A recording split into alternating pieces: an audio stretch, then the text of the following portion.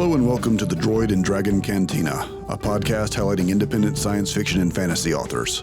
Our guest this week is Jordan Loyal Short, an author who has written the Dragon Reich series and the Dreadbound Ode books. In this episode, we talked about various tropes in science fiction and fantasy and the importance of writing fiction in politically troubled times. So welcome to the show, Mr. Jordan Loyal Short. Thank you for having me, Brandon. I appreciate it. So right up front, let's tell people about some of the books you've got out there right now. Well, my latest series is called Dragon Reich. The first book is City in the Dragon's Eye. It's very much kind of like Indiana Jones meets Hitchhiker's Guide to the Galaxy or Dungeon Crawler Carl. It's adventurous and funny. It kind of is like vaguely a retelling of World War II, but in a fantasy universe. We've got dragon Nazis and buried treasure, traps and puzzles and adventure, that kind of thing. There's 2 books out so far, City in the Dragon's Eye and Pages Pyre, with another, The Dragonbone Elixir, coming out in October. My first series is the Dreadbound Ode. It's much darker, much darker, like a grim, dark sort of space fantasy. It's got Norse Ragnarok vibes, like eldritch space travel, people going to the underworld and coming back, going to the planets in strange magical spaceships and finding cults and bizarre creatures and ancient temples, and all of it leading towards a very Armageddon-like crescendo. That was a lot of fun to write. Those are my 2 series that I've got out so far. So, you've got, to do one series is enough. You're working on your second one, which is impressive. Were you someone who got the writing bug when you were very young, or is that something you kind of came to like later on? I definitely did have it when I was young. My aunt tells me, I don't even really remember this, but when I was very young, like before I was really forming memories, apparently I used to love writing detective stories. You know, they would be like a paragraph long, but apparently I was doing that when I was very little and just learning how to write. And I, laid off that for quite a while. And in high school, I wrote a little bit, but just a dabbling. And then when I was in college, I was actually a computer science major, and I pulled an all-nighter writing some code for a project, and it didn't work. And I just looked at myself and said, oh my God, I do not want to do this for a living. Help me. What do I do? And then I just randomly took a creative writing course and really loved it. And so then I ended up, when I transferred to the UW, I was getting an English degree, and I got an emphasis on creative writing. And I've been a bartender. I'm actually a bartender again, because it pays more better. But I was a copywriter for a long time and like a creative manager for a game company, and did a couple of things like that. But I really always loved writing. But this leg of it, I wrote a book that took me 8 years to write, and I never published it even after I finished it. But I was working, in a corporate job, working 50 hours a week. And it was hard to get the time to do it. And I finished it and just decided that it wasn't really good enough. And then after that, I quit my corporate job and got a part-time job as a bartender. And that's really freed up a lot of time. And that's when I started writing the Dreadbound Ode. And it's, I love it. I make a little bit less money, not that much less money, honestly, being a bartender, but I have time to do what I love. It's totally worth it. So how did you get to that point where you published that first novel? Because if you've written that one that took you 8 years, then you had like another one. What was it that got you to the point where you're okay, I'm ready to put this out to the world? Well, I had really written a lot of kind of half novels, honestly. Like I kept going through this process where I would get through half of it, not really have a plan, stumble on some sort of detail, and it would just derail me. And I did that over and over and over again. And then when I wrote The Trespassers, which is the one that took me 8 years to write and I never published, I saw that I could just kind of like ignore a problem and move on and then come back and fix it later when I'd had time to kind of reflect on what the problem was for a longer period of time. And so I think that was a really important lesson. And then once I got to the point where I, quit my corporate job and was working part-time and had more time to spend on it, I really just like kept moving forward. And if there was something that was tripping me up, like some little detail that didn't quite fit or something that wasn't feeling quite as fresh and alive as I wanted it to, some scene that didn't work, I just blew past it. And then I just kept going and kept going and kept going. And then I got to the end of it and I just went back and fixed all the stuff. It was that easy. If there was a problem, I just didn't stop and let it stop me. I kept moving forward and I came back to it later. So did you find that, like, say a problem like that's easier to fix, like in retrospect versus, once you've gotten past it and you're writing the other stuff, now you can kind of, get the hindsight working and say, oh, this is what that should be instead of. Yeah, absolutely. I think when like you have sort of a fuller vision of what the story looks like, you can say, okay, well, this problem, obviously like I can't just drop this detail in here without supporting it anywhere else. So maybe now that I have the whole thing written, I can like this thing that's missing has been in the back of my head and felt like it was ruining everything. But now that I see the whole layout of the story, I can say, okay, well, I can plug the revelation of this thing in here. Now I just need to find like 3 other spots to kind of thread this in so that it's set up. And looking back over it, I can say, okay, well, here I can put the first mention of the thing and not really explain anything of it here to raise the issue. And then I'll go a few chapters further and here's something where a part where they're having a conversation about something that rubs up against this. And I can say, okay, we can add the first layer of detail here. And you just kind of thread things in like that. But definitely also your brain is kind of just still going on all this stuff. Even as you're moving forward, the problem is in the back of your head. And when maybe you're in the shower daydreaming or stuck in traffic or whatever the question, wherever you're at, your brain is kind of working on this. Even if it's not consciously, you're still puzzling these things out. And sometimes, before you even get to the point where you're going to go back and look at your revisions, you have that aha moment where you're like, oh, I know how to fix that. That's actually pretty easy. And you can just write a note about it and do it whenever you can.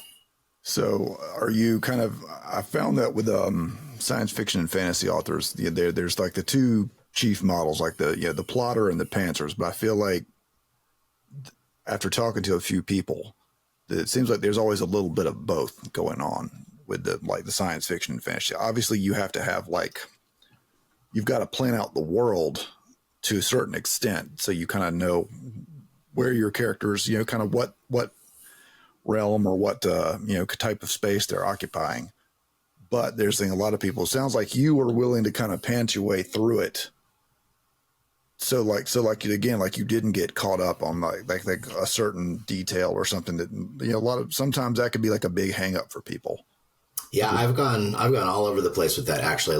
Like I said, my first book, The Scald's Brack Verse that I published, that one, I really did kind of go by the seat of my pants. I had a vague idea of how things went, but I really did just sit down and start writing, and I just made the time to write, and I would go, and I definitely went in different directions that I was thinking because of that, and that was really interesting.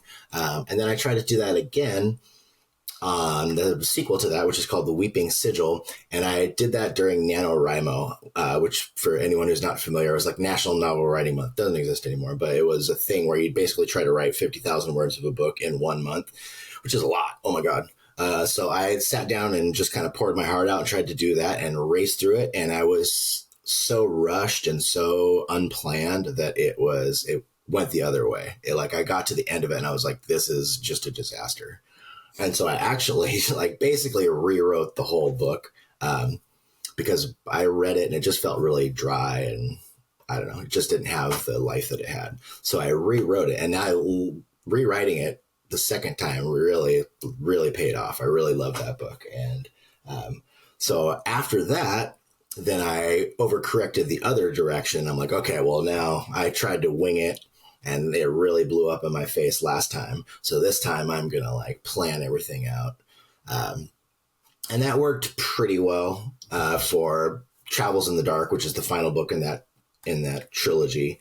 And then the following project that I was working on was actually a book that I never ended up finishing. It was kind of honestly, it was half of the idea that's in the Dragon Reich series. So I had what I thought was a great idea.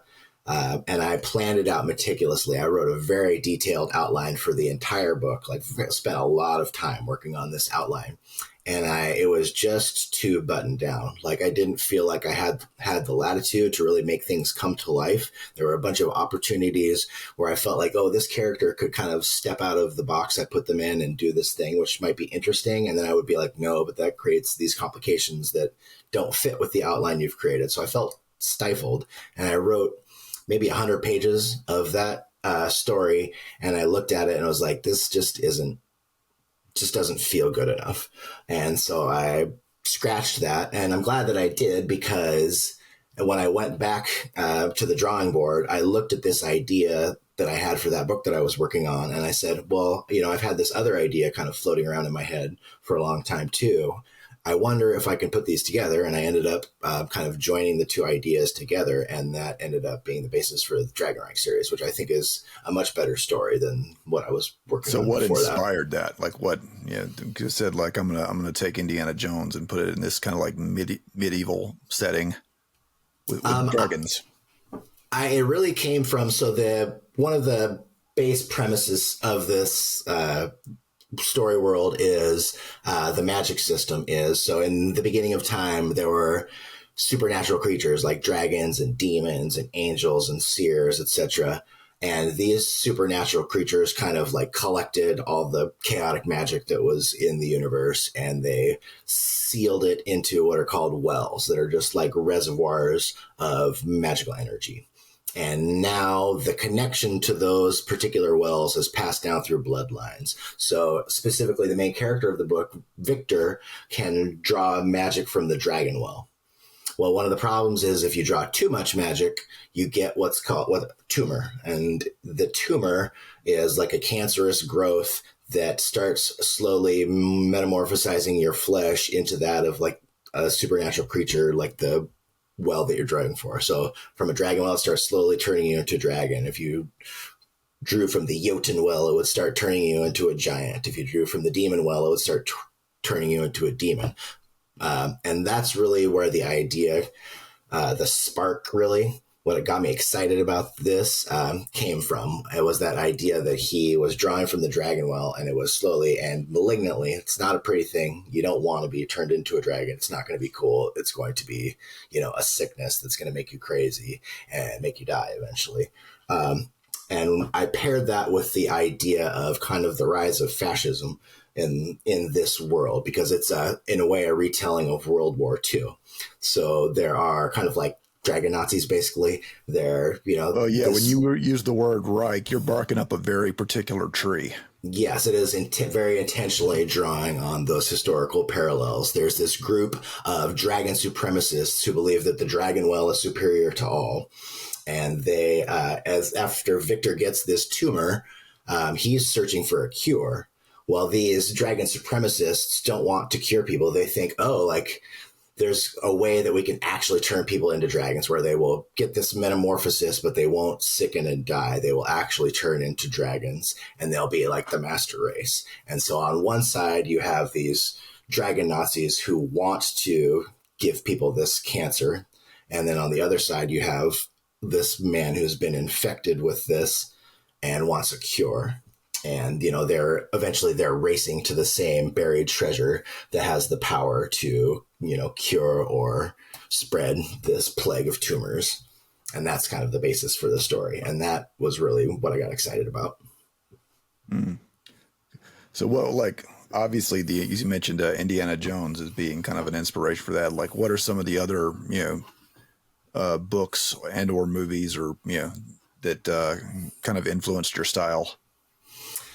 I think it definitely, for tone and humor, I would definitely say A Hitchhiker's Guide to the Galaxy. That's like the book that I have read. I've read the series, obviously, all of it. But the book that I've just laughed at the most. And it was so fun to read, and I just laughed my ass off.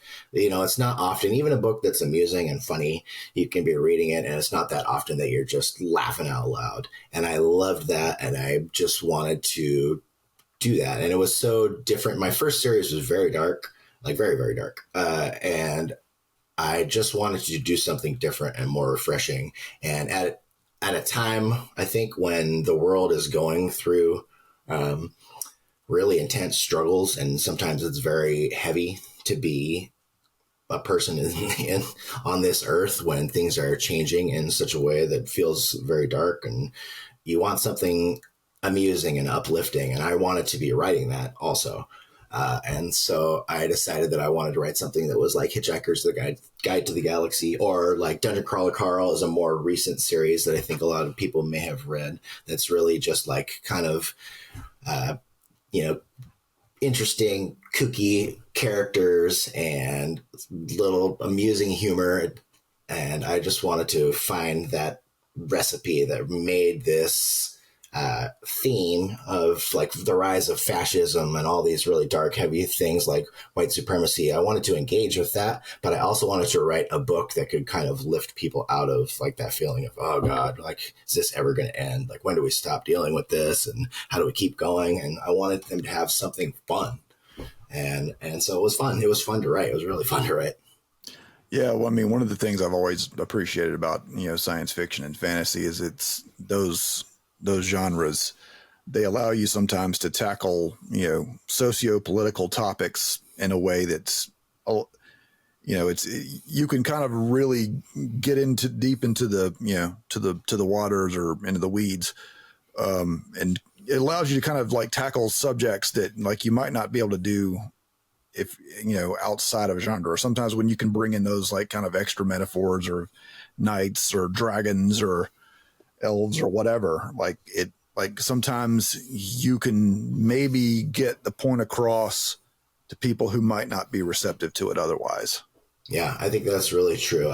And I also think another great thing about sci-fi and fantasy and engaging with those kind of things is it feels a little easier to kind of put like an everyman into. All of a sudden they're thrust into this situation with like crazy high stakes and things like that. And that's if you're writing a real world book that is, a person that exists in our society, it's hard to realistically kind of feel like you can get that person that's all of a sudden in the middle of all these things like that can feel a little forced or false. But when you're writing, a book that takes place in a world with magic and psychics and space travel and all that kind of stuff, it feels a lot easier to pluck that person who could be any of us and put them right in the middle of this incredibly intense situation that's at the center of, these high stakes problems that are facing whatever society it is. Yeah, the Joseph Campbell of it all. Yep. I mean, it's because it's always, whether it's, again, that's the reason it's so famous, because you see it over and over and over again. There's always got to be like the call to adventure, or whatever it is, and in real life, it's not always it's not always as easy, or usually if you're in that position, you've probably gone through it was not just like, oh, this one thing happened and now off we go. It's a little more complex and messy.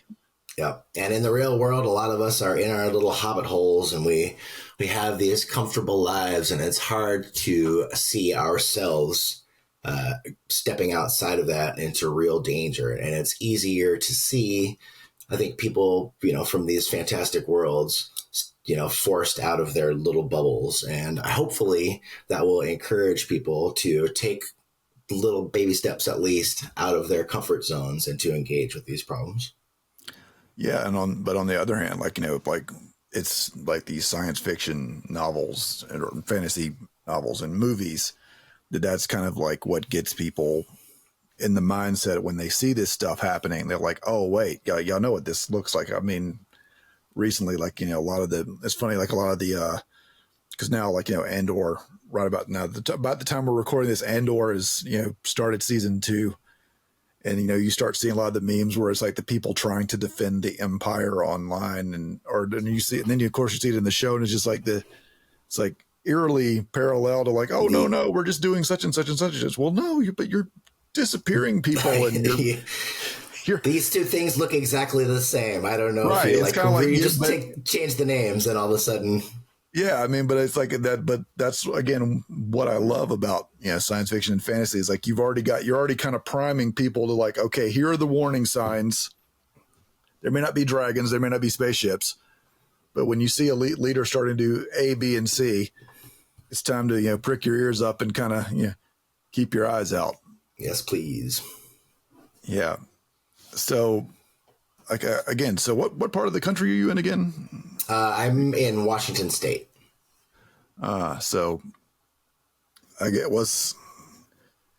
I'm just saying, yeah. I mean that. I'll say It's good. It's a good area to be in these days. It feels a little. See, I have some friends that live in other places in the country, and they feel a little more directly affected by some of this stuff going on. Yeah, certainly. It depending on where you are, it can get a little scary. But this stuff is happening in our communities right here. I live in Skagit Valley, which has a big farming community, and there are a lot of migrant workers. There are a lot of just Hispanic people in our community. And, like I was at the bar a couple weeks ago, and one of our regulars came in and she was just like bawling. And I thought someone had died. She was like they're just gone. She was like beside herself. And it turned out that ICE had just snatched one of her relatives, and she was, not sure if she would ever see them again. And this stuff is real, and it's happening right next to us. And that's just one tiny little drop in the rainstorm. Yeah, it's definitely, I always like to say it's the stuff that makes, books good are usually the stuff that makes real life bad. Yeah, that's true. And same movies, anything, it's like always the conflict and the drama, that's the stuff. It's fun to watch it when it's on a screen, but when it's in your face in real life, not so, yeah. Then, you start having to make some decisions. Absolutely. But do you want to, everyone out there has to face that. Do you want to be one of those people that goes into the history books with a blank look on your face? Or do you want to be one of those people who is fighting the whole time and is aware of what's going on? And, those are really the two best options. The worst obviously is being really right. Part of the problem. Yeah, I mean, and it's on the flip side is again, it's still funny to watch people who read these books or watch all the movies and still somehow miss the point. It does blow my mind, but that doesn't mean they're always going to miss the point. That's worth putting out that message over and over again. Someday, can't give up hope on people. Personally in my own life, my parents are very much on the opposite side of this stuff for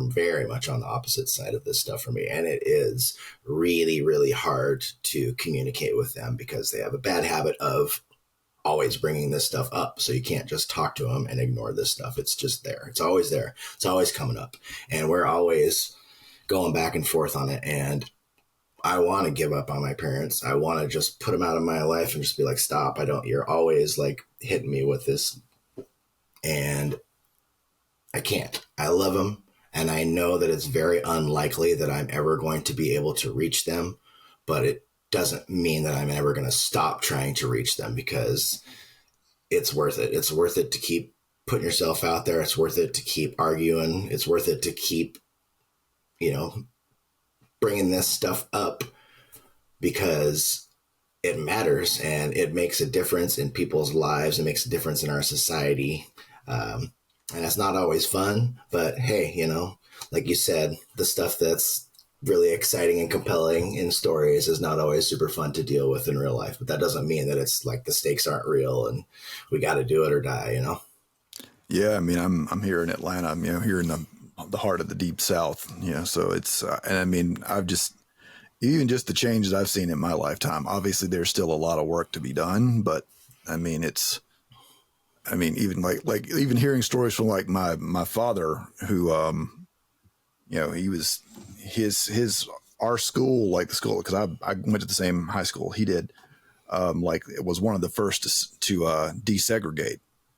And they told me there's a story about like how they went to like a neighborhood, went to like one of the schools that they were playing against at the time who was still segregated and was very much against it. And just because they had the temerity to have two black players on the team, one who didn't even play, I mean, they got the hell beat out of them. I mean, it's just hearing about like how bad like they got treated that day. And, and again, that was not that long ago, but nowadays, then, it's went from like where having 2 black players was like something that was worth, damn near mugging the other team over. But nowadays, like you see mixed teams and nobody would think anything of it.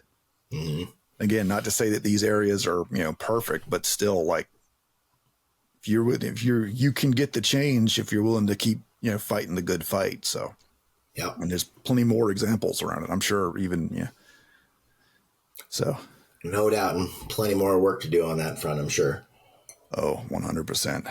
So, I mean, I feel like that's a podcast for another day, but we're getting real deep into the political angles here. Sorry, guys. Yeah, I mean, trying to think. So, like, yeah, man, where can people find you online if they want to learn more about your stuff or at you on social? Well, come to jordanloyalshort.com, jordanloyalshort.com. That's my name. If you are interested in the Scald's Black verse, that's the epic grimdark Norse series that I first wrote. You can get a free copy on Kindle if you sign up for my newsletter. It's pretty obvious. If you go to the webpage, this is the top button you can click on there. That website also has links to me on social media. I'm all over the place. I'm on TikTok. I'm on Facebook. I'm on Blue Sky, Instagram. Hit me up on any of those places. I'd love to hear from people. I'd love to get in contact with readers and just people who are interested in fantasy books and writing in general and any of that kind of stuff. Or, hey, we're talking about progressive stuff all day today. So I don't know when this is coming out, but there's a May Day protest coming out near you. This probably will air after that, but yeah, there's going to be one after that. So, I don't imagine the protests are going to be stopping anytime soon. Perk your head up. There's Donald Trump might have won enough votes to get elected, but there were more people that didn't vote for anybody than voted for him. And so if we can reach those people and wake them up that there's dangerous stuff going on, then we can really make a difference. Right on. Well, man, thanks for coming out, and we'll be on the lookout for your stuff. Brandon, I had a great time. Thank you so much for having me. I appreciate it. That will be all for this episode. This podcast has been a Corcutta Media production. To learn more about this show or other podcasts, visit corcuttamedia.com/podcasts or follow us on social media at Corcutta Media. This recording or any portion thereof may not be reproduced or used in any manner whatsoever without the express written permission of the publisher, except for use of brief quotations in a review. Copyright 2025 by Corcutta Media. All rights reserved.